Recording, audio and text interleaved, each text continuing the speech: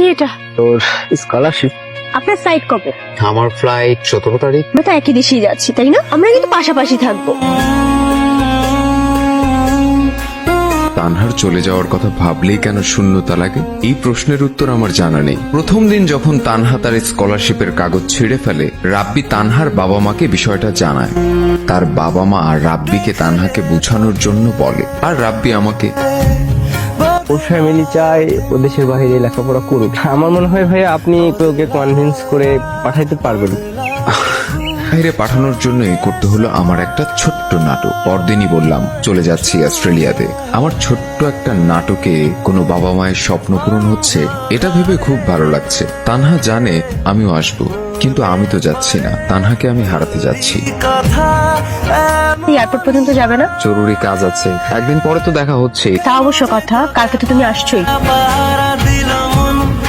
ভালোবাসা বড় অদ্ভুত জিনিস, কাছে থাকলে বোঝাই যায় না, আর দূরে গেলেই। ও যখন জানতে পারবে আমি আসছি না, খুবই কষ্ট পাবে। সারা জীবন আমাকে মিথ্যুক ভাববে। খুব ভালো আছো না? নাটককে তুমি শুধু একাই করতে পারো। আমি শুধু তোমার বাবা মার স্বপ্ন পূরণ করার জন্য ছোট্ট নাটক করেছি।